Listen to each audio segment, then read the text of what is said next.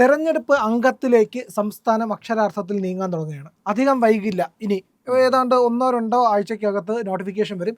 ഇലക്ഷനിലേക്ക് പോകുന്നു. ഇലക്ഷൻ്റെ സ്റ്റണ്ട് തുടങ്ങി കഴിഞ്ഞു. സാറിൻ്റെ വിലയിരുത്തൽ എന്താണ്? ഒരു മുതിർന്ന മാധ്യമപ്രവർത്തകൻ എന്ന നിലയ്ക്ക് എങ്ങനെ നോക്കിക്കാണുന്നു സംസ്ഥാന രാഷ്ട്രീയത്തിൻ്റെ വർത്തമാനകാലത്ത് ഇതിൽ ഇപ്പോഴുള്ള പ്രത്യക്ഷ സാഹചര്യങ്ങൾ? പ്രിയൻ, അതെ, ഇപ്പോഴേ നമ്മൾ സാധാരണഗതിയിൽ പറഞ്ഞാൽ സിറ്റുവേഷൻ വളരെ വളരെ ഫ്ലൂയിഡാണ്. ഇന്നിപ്പോൾ മുഖ്യ തെരഞ്ഞെടുപ്പ് കമ്മീഷണറും അദ്ദേഹത്തിൻ്റെ കൂടെ ഇലക്ഷൻ കമ്മീഷണർമാരും കേരളത്തിലെത്തിയിട്ടുണ്ട്. ഇന്ന് രാവിലെ അദ്ദേഹം എറണാകുളം ശിവക്ഷേത്രത്തിലൊക്കെ പോയി തൊഴുതു. ജ്ഞാനേഷ് കുമാർ, അദ്ദേഹം എറണാകുളം ജില്ലാ കളക്ടറായിരുന്നു.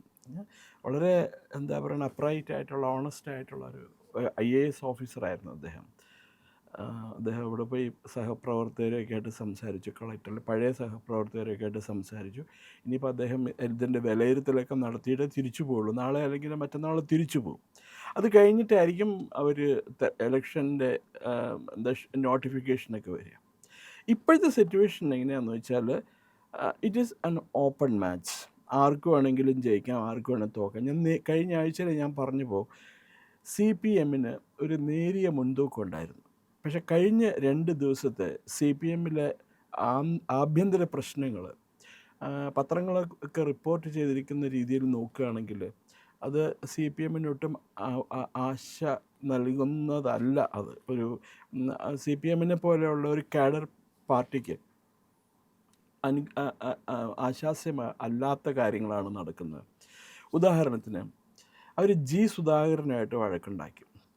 സുധാകരനും എങ്ങനെയെങ്കിലും അത് രമ്യതയിലെത്തിക്കേണ്ടതിന് പകരം ഇപ്പോൾ അദ്ദേഹത്തിന് ഇപ്പോൾ MLA ആയിട്ട് മത്സരിക്കണമെന്നോ സീറ്റ് കൊടുക്കണമെന്നൊന്നും അദ്ദേഹം ചോദിച്ചിട്ടില്ല. പക്ഷെ അദ്ദേഹത്തെ ഇഗ്നോർ ചെയ്യരുതായിരുന്നു. കാരണം കേരളത്തിലെ മുതിർന്ന ഒരു CPM നേതാവാണ്. വളരെയധികം വായിച്ച് അറിവുള്ള മനുഷ്യനാണ്. മറ്റ് കമ്മ്യൂണിസ്റ്റുകാരൊക്കെ അപേക്ഷിച്ച് അദ്ദേഹം സംസാരിക്കുന്ന വളരെ സെൻസിബിളായിട്ടുള്ള കാര്യമാണ്. നമുക്ക് മനസ്സിലാവും.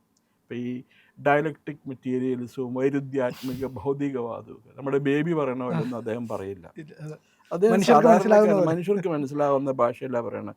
ബേബി ആണെങ്കിൽ ആ മസിൽ പിടിച്ച് എൻ്റെ പൊന്നെ എന്തൊക്കെയാ വിളിച്ച് പറയണം. മനുഷ്യർക്ക് മനസ്സിലാവുമോ ബേബിയും രാജീവും ഒക്കെ സംസാരിച്ച് കഴിഞ്ഞിട്ടുണ്ടെങ്കിൽ? അപ്പോൾ സുധാകരനെ അവർ പിണക്കി. സുധാകരനെ ഇഗ്നോർ ചെയ്തുകൊണ്ടേയിരുന്നു. അത് അദ്ദേഹത്തിനെ അപമാനിക്കുന്നതിന് തുല്യമാണ്. കേരളത്തിലിപ്പോൾ ഏറ്റവും മുതിർന്ന CPM നേതാക്കൾ ഒരാളാണ് ഈ സുധാകരൻ. അതേപോലെ ശൈലജ, KK ശൈലജ, മുൻ ആരോഗ്യ വകുപ്പ് മന്ത്രി. അവർക്ക് കഴിഞ്ഞ തവണ അവർക്ക് മന്ത്രിസ്ഥാനം കൊടുത്തില്ല, പോട്ടെ. അവരുടെ ഇഷ്ടപ്പെട്ട അസംബ്ലി മണ്ഡലമായ മട്ടന്നൂരിൽ നിന്നും പേരാവൂരിലേക്ക് മാറ്റി. അതിൽ അവർക്ക് തൃപ്തിയില്ല, അവർ വളരെ അസംതൃപ്തയാണെന്നാണ് പത്രങ്ങളൊക്കെ പറയണത്. പക്ഷേ പിന്നെ വേറെ കാര്യമുണ്ട്. ഇപ്പോൾ പത്രങ്ങളോടൊന്നും അവർ പറഞ്ഞിട്ടില്ല അസംതൃപ്തിയാണെന്നുള്ള അവർ പറഞ്ഞിട്ടില്ല. അവർ പറഞ്ഞിട്ടുണ്ടോ ഇല്ലെന്നൊന്നും നമുക്ക് അറിയാൻ പാടില്ലല്ലോ. അവരെ കോട്ട് ചെയ്യല്ലോ. ഇന്ന പോലെ മാതൃഭൂമി റിപ്പോർട്ടറോടോ മനോരമ റിപ്പോർട്ടറോടോ ഇങ്ങനെ പറഞ്ഞു എന്ന് പറയുകയാണെങ്കിൽ നമുക്ക് വിശ്വസിക്കാം. ഇപ്പോൾ അവരോട് അടുത്ത വൃത്തങ്ങൾ ഇങ്ങനെ പറഞ്ഞു എന്നൊക്കെ പറഞ്ഞാൽ നമുക്ക് വിശ്വസിക്കാൻ പറ്റില്ല. ഇതൊക്കെ ഒരുമാതിരി തട്ടിപ്പടപാടാണ്. അങ്ങനെ ഒരു സിറ്റുവേഷൻ ഉണ്ടാവാതിരിക്കാൻ CPM നേതൃത്വം ശ്രമിക്കേണ്ടതായിരുന്നു. അത് കൂടാണ്ട് ഇപ്പോൾ ശ്യാമള, ഗോവിന്ദൻ്റെ ഭാര്യ, അവരെ ഇലക്ഷൻ നിർത്തുക. തളിപ്പറമ്പോ എവിടെയുണ്ടോ ഒറ്റ ആയമ്മയ്ക്കെതിരെ ഭയങ്കര ആരോപണങ്ങൾ നടക്കുക. ഒരു ബിസിനസ്, ഒരു വ്യവസായിയുടെ മരണമായിട്ട് ബന്ധപ്പെട്ട ആയമ്മേൻ്റെ അവർ ആ സമയത്ത് അവരെ മാറ്റി നിർത്തണം. അവർ ഒന്നുമില്ല, പ്രായമായി കാണൂല്ലേ അവർക്കൊക്കെ. അപ്പോൾ അവർ മാറ്റി നിർത്തണം. അങ്ങനെയാണ് ശ്രീമതിക്ക് കൊടുക്കാമായിരുന്നില്ലേ സീറ്റ്. ശ്രീമതി അത്രയും എന്താ പറയുന്നത് ചീത്തപ്പേരൊന്നും നേടിയിട്ടൊന്നുമില്ല. അപ്പോൾ അതൊരു ഡൈനാസ്റ്റി ഇതിൻ്റെ ഭാഗമായിട്ടാണ്. ഗോവിന്ദൻ മത്സരിക്കണമെങ്കിൽ ഗോവിന്ദൻ്റെ ഭാര്യ മത്സരിക്കും എന്ന് പറയണം. അത് അവരുടെ ആഭ്യന്തര കാര്യമാണ്, ഞാൻ പറഞ്ഞു എന്ന് മാത്രം. പിന്നെ ഒന്ന്, ഈ പാലക്കാടുള്ള ഒരു KPCC നേതാവ് ഉണ്ടായിരുന്നു. അയാൾ അവിടെ നിന്ന് രാജിവെച്ച് CPM ചേർന്നു. മറ്റേ തദ്ദേശ സ്വയംഭരണ സ്ഥാപനത്തിലേക്കുള്ള തെരഞ്ഞെടുപ്പിൽ തോറ്റുപോയി. ഇയാളെ കണ്ട് വലിയ കൊമ്പത്തെ ആളാണെന്നും പറഞ്ഞ് എഴുന്നള്ളിച്ചു കൊണ്ടുവന്ന ഒരു മുനിസിപ്പൽ തെരഞ്ഞെടുപ്പിൽ ജയിക്കാൻ പറ്റില്ല. അയാൾക്ക് മനസ്സിലായി ഇനി നന്നായി ജയിക്കില്ല എന്ന്. അപ്പോൾ അയാളെന്ത് പറഞ്ഞു, എന്നെ ഗുരുവായൂർ ദേവസ്വം ബോർഡിൻ്റെ ചെയർമാനാക്കണം, അല്ലെങ്കിൽ ഞാൻ വെള്ളം ഉണ്ടാക്കുമെന്ന് പറഞ്ഞു. അങ്ങനെയായിരിക്കും അയാൾ പറഞ്ഞത്. അപ്പോൾ അത് കാരണം അവിടുത്തെ സ്ഥിരം ഇപ്പോഴത്തെ ദേവസ്വം ചെയർമാൻ പ്രസിഡൻറ്റോ വിജയൻ, അയാളെ മാറ്റിയിട്ട് ഇയാളെ ആക്കാൻ പോവുകയാണ്. അപ്പം ഇതൊക്കെ പൊതുജനങ്ങൾ ശ്രദ്ധിച്ചുകൊണ്ടിരിക്കുന്ന കാര്യമാണ്. ഇതൊക്കെ പി ചെറിയ കെ ശശി അയാൾ പോട്ടെ, അയാളെ കൊണ്ടൊന്നും അയാളെ പക്ഷെ ഒരു കണക്കാക്കേണ്ട വിമത ആവശ്യമില്ല. നീക്കം ഉണ്ടായിക്കൊണ്ടിരിക്കുകയാണ്. അയാൾ ആര് പോവോ അയാളുടെ കൂടെ? ഏതെങ്കിലും പെണ്ണുങ്ങൾ പോവോ? പെണ്ണുങ്ങൾ പാർട്ടി അയാളുടെ സമ്മേളനത്തിന് പോവോ? ഇല്ല. ആളെ 1000 പേര് വിളിച്ചുകൊണ്ടിരുത്തിയെന്നൊക്കെ പറഞ്ഞതിൻ്റെയൊക്കെ ഇന്നിപ്പോൾ ഞാൻ കണ്ടു. ആ സമ്മേളനത്തിന് വന്നതിൽ പകുതിയിലധികം പേര് വിമതര് തിരിച്ച് പാർട്ടിയിലേക്ക് തന്നെ പോയിന്ന്. ശശിയെ കണ്ടിട്ട് പോയതായിരിക്കും. ശശി ആള് സുന്ദരനാണ്, ഒരു നല്ല പ്ലേ ബോയ് ആണ്, മറ്റേ വനിതകളൊക്കെ ആയിട്ട് നല്ല താല്പര്യമുള്ള വിഷയമാണ്. അതൊന്നും കുഴപ്പമില്ല, അതൊക്കെ അദ്ദേഹത്തിൻ്റെ പേഴ്സണൽ കാര്യങ്ങൾ. പക്ഷേ ഈ ഇമേജ് പോയി. ഓർമ്മയില്ലേ, ബാലനും പിന്നെ മറ്റേ ശ്രീമതിയും സ്കെയിലും സ്പെക്ട്രോഫോട്ടോമീറ്ററും എന്താണ്ടൊക്കെ ആയിട്ട് നടക്കണ്ടായിരുന്നു ഇൻറ്റൻസിറ്റി അളക്കാനായിട്ട്. അയാളെപ്പറ്റി നല്ല അഭിപ്രായമല്ല. മാർക്സിസ്റ്റ് പാർട്ടിയുടെ ഈ പത്രപ്രവർത്തന രംഗത്ത് ഉള്ള പരിചയം കൊണ്ട് കുറേ പേരായിട്ട് പരിചയമുണ്ട് എനിക്ക്. ഞാൻ പലരുമായിട്ട് ഫോണിലൊക്കെ സംസാരിക്കാറുണ്ട്. അപ്പോൾ അവർ പറഞ്ഞത് പ്രധാനമായിട്ട് ഈ ഇഷ്യൂസ് എന്താ പറയുന്നത് വളരെ നെഗറ്റീവായിട്ട് ബാധിക്കും പാർട്ടീനെ. പക്ഷെ അപ്പോഴും അവർ പറയണ തോൽക്കാനായിട്ടുള്ള സാധ്യതയൊന്നുമില്ല ഇടതുപക്ഷ മുന്നണി. അല്ലേ, ഞാൻ ഇത്രയും കേട്ടിടത്തോളം എനിക്ക് മനസ്സിലായി അവർക്ക് ഞാൻ 2 തവണ പറഞ്ഞിരുന്നു അഡ്വാൻറ്റേജ് CPM-നാണ്. ഇപ്പോൾ ഒരുമാതിരി ഒന്ന് ന്യൂട്രലൈസ് ചെയ്തിട്ടുണ്ട് CPM-ഉം UDF-ഉം. CPM മുന്നണിയും UDF മുന്നണി ഏതാണ്ട് ഒരു തുല്യ നിലയിലായെന്ന് പറയാം. UDF മുന്നണിയിൽ അനൈക്യം അങ്ങേയറ്റമുണ്ട്. ഒരുത്തനും അങ്ങോട്ടും ഇങ്ങോട്ടും ഇഷ്ടമല്ല. ഈ പാവം സതീശൻ ഇപ്പം മുഖ്യമന്ത്രിയാവെന്നും പറഞ്ഞുകൊണ്ട് നടക്കുകയാണ്. അയാളെ ഇപ്പോൾ ആരെ വയ്ക്കാൻ പോണ വേണുഗോപാലാണ്. വേണുവിന് മറ്റേ മുരളീധരന് ഇഷ്ടമല്ല. മുരളീധരന് മറ്റേ വേറെ എന്താ തിരുവഞ്ചൂർ രാധാകൃഷ്ണനെ ഇഷ്ടമല്ല. ഇവർക്ക് ആർക്കും സതീശനെ ഇഷ്ടമല്ല. രമേശ് ചെന്നിത്തലയ്ക്കും മുഖ്യമന്ത്രി ആവണമെന്ന് ആഗ്രഹമില്ല. അയാൾ ഇത്രയും സീനിയർ മോസ്റ്റ് മെമ്പർ അല്ലേ. 68-70 വയസ്സാവാറായി അയാൾക്ക്. പാവം പെയിൻ്റൊക്കെ അടിച്ച് വല്ല സുന്ദര കുട്ടപ്പനായിട്ട് നടക്കുന്നുണ്ട്. അപ്പോൾ ഇതെല്ലാം കൂടി വരുമ്പോൾ കോൺഗ്രസ്സിന് സീറ്റ് നഷ്ടപ്പെടാനായിട്ടുള്ള സാധ്യതകൾ പലതും തെളിഞ്ഞ് കാണുന്നുണ്ട്. പിന്നെ ഉള്ളത്, ഞാനൊരു കാര്യം തുറന്നു പറയാം, മുസ്ലിം സമുദായത്തിൽപ്പെട്ടവരെല്ലാവരും, അതിപ്പോൾ SDPI ആയിക്കോട്ടെ, ജമാഅത്തെ ഇസ്ലാമി ആയിക്കോട്ടെ, മുസ്ലിം ലീഗ് ആയിക്കോട്ടെ, പോപ്പുലർ ഫ്രണ്ട് ആയിക്കോട്ടെ, ദെൻ വേറെ ഏതാ പാർട്ടി, വെൽഫെയർ പാർട്ടി ആയിക്കോട്ടെ, അവരൊക്കെ UDF-നെ വോട്ട് ചെയ്യുള്ളൂ. അത് കംപ്ലീറ്റ് തീരുമാനിച്ചിട്ടുണ്ടത്. CPM-ന് വോട്ട് കിട്ടാവുന്നത് ക്രൈസ്തവരിൽ കുറച്ച് പേര് CPM-ന് വോട്ട് ചെയ്യും. കാരണം അവർ മറ്റേ ഓർത്തഡോക്സ് പാത്രിയാർക്കീസ് കക്ഷി സഭാതർക്കം കോടതി വിധി ഉണ്ടായിക്കഴിഞ്ഞപ്പോൾ അത് വളരെ നയപരമായിട്ടോ അല്ലെങ്കിൽ നയതന്ത്രപരമായിട്ട് കൈകാര്യം ചെയ്തു. അവർ സമയം വേണം, കുറച്ച് ഇത് വേണം എന്നൊക്കെ പറഞ്ഞ് മാറ്റി വെച്ചുകൊണ്ട് പോവുകയാണ്. അപ്പോൾ ആ സഭയിലെ ആൾക്കാർ എന്താ CPM-ന് കുറേ പേര് വോട്ട് ചെയ്യും. ഓക്കെ, ദെൻ ഈ പിന്നുള്ളത് ഹിന്ദുക്കളും പിന്നെ എന്താ പറയുക ശ്രീനാരായണീയർ, ഈഴവർ, ആ സമുദായക്കാരാണ്. അവരിൽ ഈ ശ്രീനാരായണീയരിൽ നല്ലൊരു ശതമാനം പേരും CPM-ൻ്റെ ബാക്ക് ബോണാണ്. പക്ഷെ അവർ ഈ നമ്മുടെ SNDP യോഗം ജനറൽ സെക്രട്ടറി വെള്ളാപ്പള്ളി നടേശൻ പറയണതിനനുസരിച്ചിട്ടേ അവർ ചെയ്യുള്ളൂ. എല്ലാവരും ചെയ്യുന്ന ഞാൻ പറയണില്ല, പക്ഷേ ഒരു 80% പേരെങ്കിലും വെള്ളാപ്പള്ളി നടേശൻ പറയണതനുസരിച്ചിട്ടേ വോട്ട് ചെയ്യുള്ളൂ. അദ്ദേഹം പറയണ പോലെ. ഇപ്പം ഞാൻ ഇന്നലെ അറിഞ്ഞു, ഈ തെരഞ്ഞെടുപ്പിനോടനുബന്ധിച്ച്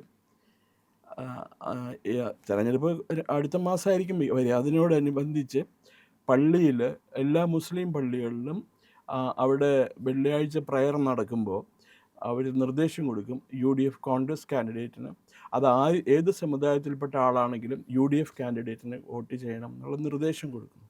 പള്ളിയിൽ നിന്ന് നിർദ്ദേശം കൊടുത്ത, പ്രത്യേകിച്ച് മുസ്ലിയാരും മൗലികളും മുക്രികളൊക്കെ നിർദ്ദേശം കൊടുത്ത മറ്റേ അവരുടെ ഫോളോവേഴ്സ് അല്ലെങ്കിൽ മുസ്ലിം സമുദായക്കാർ അതിനപ്പുറത്തോട്ട് ആലോചിക്കില്ല, അവർക്ക് വോട്ട് ചെയ്യുള്ളൂ, UDF-നെ വോട്ട് ചെയ്യുള്ളൂ. സോ CPM-ന് മുസ്ലിം സമുദായക്കാരുടെ വോട്ട് എഴുതി തള്ളാം, കിട്ടൂല എന്ന് പറഞ്ഞിട്ട്. പിന്നെ ഉള്ളത് ഈ പറഞ്ഞ പോലെ ക്രൈസ്തവരാണ്. അത് 2-3 തട്ടിൽ പോകാൻ സാധ്യതയുണ്ട്. കുറേ ക്രൈസ്തവർ BJP-ക്ക് വോട്ട് ചെയ്യും എന്നാണ് കണക്കാക്കിയേക്കുന്നത്. ഹിന്ദുക്കൾ, നായർ സമുദായത്തിൽപ്പെട്ടവരും നല്ലൊരു ശതമാനം BJP-ക്ക് വോട്ട് ചെയ്തേക്കാം. അതിനിടയ്ക്ക് ഈ ശബരിമല ഇഷ്യൂ അവരിപ്പോൾ അഫിഡവിറ്റ് കൊടുക്കാനുണ്ട് ശബരിമലയിൽ. അത് ഏപ്രിൽ മാസം 15 അതിനോടനുബന്ധിച്ച് കൊടുക്കണം സുപ്രീം കോടതിയിൽ, ആ സ്ത്രീ പ്രവേശന ഇതുമായിട്ട് ബന്ധപ്പെട്ട്. അത് വിശ്വാസികൾക്ക് അനുകൂലമായിട്ട് കൊടുത്താൽ എന്താ പറയുക, CPM കുറച്ച് ഈ നായർ വോട്ട് കിട്ടുമായിരിക്കും, അല്ലെങ്കിൽ ഹിന്ദു വോട്ട് കുറച്ച് കിട്ടുമായിരിക്കും. BJPക്ക് ഈ പറഞ്ഞ പോലെ ഒരു 3-4 സീറ്റിൽ തൃപ്തിപ്പെടേണ്ടി വരും ഇപ്പോഴത്തെ. പക്ഷേ കോൺഗ്രസിനെയും CPMനെയും നമുക്ക് വിശ്വസിക്കാൻ കൊള്ളില്ല. അതായത് കോൺഗ്രസ്സിലെ രണ്ട് കൂട്ടർക്കും പഴയകാല ചരിത്രം എടുക്കുകയാണെങ്കിൽ ഒരു കാര്യം മനസ്സിലാവും. ഏതെങ്കിലും മണ്ഡലത്തിൽ കോൺഗ്രസ്സിന് തോൽവി പറ്റും, BJP ജയിക്കും എന്നുള്ള അവസ്ഥ വന്നാൽ അവരെന്ത് ചെയ്യുന്നു വെച്ചാൽ CPM കാൻഡിഡേറ്റിന് വോട്ട് ചെയ്യും. പ്രത്യേകിച്ച് കാസർഗോഡ് പലപ്പോഴും ഈ സുരേന്ദ്രനൊക്കെ അവിടെ മഞ്ചേശ്വരത്ത് അവിടെ മത്സരിച്ച് തോറ്റത് അങ്ങനെയാണ്. അതേപോലെ ചില മണ്ഡലങ്ങളിൽ CPM വീക്കാണെങ്കിൽ കോൺഗ്രസ്സിന് കുറച്ച് അഡ്വാൻറ്റേജ് ഉണ്ട്. അങ്ങനെ വരികയാണെങ്കിൽ CPM കോൺഗ്രസ്സിന് വോട്ട് കൊടുക്കും. അവരെ സംബന്ധിച്ചിടത്തോളം BJPനെ എന്താ പറയുക ഇല്ലാതാക്കുക, വളരാൻ സമ്മതിക്കാതിരിക്കുക എന്നുള്ളതാണ് അവരുടെ ഇരുകൂട്ടരുടെയും മോട്ടോ. ഇവിടെ CPMും കോൺഗ്രസും ആയിട്ടുള്ള മത്സരം എന്ന് പറയുന്നത് ഒരു ഫ്രണ്ട്ലി മാച്ചാണ്, എക്സിബിഷൻ ഫുട്ബോൾ മാച്ചാണത്. അതായത് അല്ലെങ്കിൽ പ്രീ അറേഞ്ച്ഡ് മാച്ചാണ്. ഈ നമ്മുടെ വാളയാർ ചെക്ക് പോസ്റ്റിനപ്പുറത്ത് കോൺഗ്രസും CPM ഒക്കെ ഒന്നാ, CPI ഒക്കെ. അതിൽ തിരുവനന്തപുരത്ത് പോയി കഴിഞ്ഞാൽ പാറശാല കഴിഞ്ഞാൽ അവരൊന്നാ. അവർ ഒരു വ്യത്യാസമില്ല. ഡൽഹി പോയി കഴിഞ്ഞാൽ ഇന്ത്യ മുന്നണി എന്നാണ് പറയുന്നത്. പണ്ട് പറയുമായിരുന്നു ഇവിടെ Venkaiah Naidu full active BJP നേതാവായിരുന്ന സമയത്ത് അദ്ദേഹം ഒരിക്കൽ ഇവിടെ വന്നപ്പോൾ പ്രസംഗിച്ചതാണ്, കേരള മേം ഗുസ്തി ഡൽഹി മേം ദോസ്തി. കേരളത്തിൽ ഫൈറ്റ് അടിക്കും, ഡൽഹിയിൽ വന്ന് ഫ്രണ്ട്ഷിപ്പാണ്. ക്യാ എന്നാ അദ്ദേഹം അന്ന് ചോദിച്ചത്. കേരളത്തിൽ ഗുസ്തിയും ഡൽഹിയിൽ ദോസ്തി. ഇത് അവർക്ക് എത്രയോ വർഷമായി തുടങ്ങിയിട്ട്. ഈ EMS നമ്പൂതിരിപ്പാട് പാർട്ടി സെക്രട്ടറി ആയിരുന്ന സമയത്ത് അദ്ദേഹം ഡൽഹിയിലാണ് താമസിച്ചിരുന്നത്. അദ്ദേഹം അവിടെ വോട്ട് ചെയ്യുമ്പോൾ ആർക്കാണ് വോട്ട് ചെയ്തുകൊണ്ടിരുന്നത്? കോൺഗ്രസിന്. ഇവിടെയുള്ളത് മുഴുവൻ ഒരു ഷോ ബിസിനസ്സാണ്. ഇവർ തമ്മിലുള്ള ഫൈറ്റിംഗ് മുഴുവനും ഒരു ഷോ ബിസിനസ്സാണ്, നമ്മളെ പറ്റിക്കാൻ വേണ്ടിയിട്ടുള്ളതാണ്. അപ്പോൾ പറയാറായിട്ടില്ല ആർക്കാണ് എന്താ മുൻതൂക്കം എന്നുള്ളത്. ഇപ്പോഴും വീണ്ടും it is back to square one. കോൺഗ്രസ്സുകാർ തമ്മിലടിച്ച് എന്താ പറയുക അങ്ങോട്ടും ഇങ്ങോട്ടും പാര വയ്ക്കുകയാണെങ്കിൽ പിന്നെ അവരുടെ കാര്യത്തിലൊരു തീരുമാനവും. CPM അവരുടെ കമ്മിറ്റഡ് വോട്ടേഴ്സ് CPM എല്ലാവരും വോട്ട് ചെയ്യും. ഈ ആഭ്യന്തര പ്രശ്നം ഇതെല്ലാം ഉണ്ടെങ്കിലും വോട്ട് ചെയ്യും. ഇപ്പം ഞാൻ സുധാകരൻ ഇടഞ്ഞു നിൽക്കുകയാണ്. സുധാകരനെ എങ്ങനെയെങ്കിലും ബേബിയൊക്കെ സുധാകരനെ വിളിച്ചിട്ട് പറഞ്ഞു കഴിഞ്ഞാൽ എല്ലാം പറഞ്ഞ് കോംപ്ലിമെൻറ്റ്സ് ഞാൻ ഇന്നലെ പറഞ്ഞ പോലെ നടക്കൂല. കാരണം ബേബിയൊക്കെ സുധാകരനെ സാറെന്നാണ് ബേബിയൊക്കെ വിളിച്ചുകൊണ്ടിരുന്നത്. അയാൾക്ക് എന്താ സുധാകരൻ്റെ അടുത്ത് എന്തെങ്കിലും പറഞ്ഞ് ഇൻസ്ട്രക്ട് ചെയ്യാൻ പറ്റുമോ? അയാൾ നേരിട്ട് പോയി കാണേണ്ട. തിരുവനന്തപുരത്തല്ലേ അയാളുള്ളത്. അയാൾ പോയി ചെന്ന് കണ്ടു പറഞ്ഞു, സാറേ ഈ സമയത്തും നമ്മളെ വിഷമിപ്പിക്കരുത്, ദയവ് ചെയ്ത് ഞങ്ങൾ എന്താ വേണ്ടതെന്ന് വെച്ചാൽ ചെയ്യാം, സമസ്ത അവരാതെ ഏറ്റു പറഞ്ഞെങ്കിൽ സുധാകരൻ പ്രശ്നമൊന്നും ഉണ്ടാക്കില്ല. Sudhakaran is not avaricious, he's not at all avaricious. ഒരു പദവിക്ക് വേണ്ടിയിട്ടും പോവാത്ത ആളാണ്.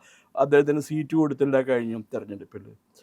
മന്ത്രിസ്ഥാനം ഒന്നും, ഒരു മുതിർന്ന മന്ത്രിയായിരുന്നു, പ്രായമൊന്നും ആയിട്ടില്ല അദ്ദേഹത്തിന്. ഈ പറഞ്ഞ പോലെ 75 വയസ്സ് പ്രായമുണ്ടാവും അല്ലേ, 76 വയസ്സ് പ്രായമുണ്ടാവും. അദ്ദേഹത്തിന് തഴഞ്ഞത് മോശമായിപ്പോയി. സർ, പക്ഷേ എൻ്റെ ഒരു സംശയം ചോദിക്കുകയാണ്. കേരളത്തിൽ അപ്പോൾ ഇനി അധികാരത്തിൽ വരാൻ ഒരു കാരണവശാലും കോൺഗ്രസ് അധികാരത്തിൽ വരരുത്, വന്നു കഴിഞ്ഞാൽ ഈ പറയുന്ന ജിഹാദികളായിരിക്കും ഭരിക്കുന്നത്. അതങ്ങനെ നിൽക്കവേ തന്നെ ചോദിക്കുകയാണ്, അടുത്ത് അധികാരത്തിൽ വരാൻ, സംസ്ഥാന അധികാരത്തിൽ വരാൻ സാധ്യതയുള്ളത് ആരാണ്? അത് ടു ഏർലി, വളരെ നേരത്തെ ആയിപ്പോയി പ്രിയൻ. കാരണം നമുക്ക് വെയിറ്റ് ചെയ്യണം. അറ്റ്ലീസ്റ്റ് ഒരു 4-5 ദിവസത്തെ ഡെവലപ്മെൻറ്റ്സ് എന്താണെന്ന് നോക്കിയിട്ടേ പറയാൻ പറ്റുള്ളൂ.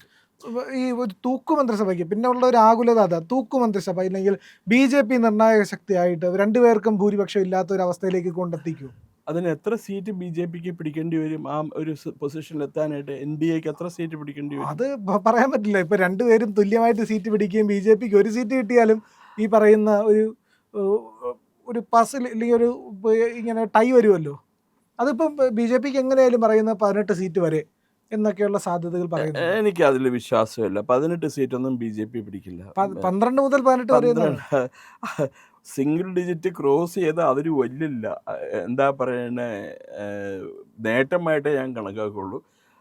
BJP 5 സീറ്റ് വരെ മാക്സിമം ഞാൻ കൊടുക്കാം. വളരെ ലിബറലായിട്ട് മാർക്ക് കിട്ടി കഴിഞ്ഞാലും BJPക്ക് ഒരു 5 സീറ്റ് കിട്ടുന്നു. പക്ഷെ എനിക്ക് അതിൽ മേലെ എൻ്റെ ഒരു 3 ഇരട്ടി പ്രതീക്ഷ എനിക്കുണ്ട്. നമുക്ക് ഷുവർ അത് ദാറ്റ് ഡിപ്പെൻസ്. ഓരോന്ന് നമ്മളിപ്പോൾ ഈ 6 എന്ന് പറഞ്ഞ ഒരു നമ്പർ ഇങ്ങനെ എഴുതിയിട്ട് അങ്ങേപ്പുറത്തുനിന്ന് പ്രിയൻ നോക്കുമ്പോൾ അത് 9 തോന്നുന്നു.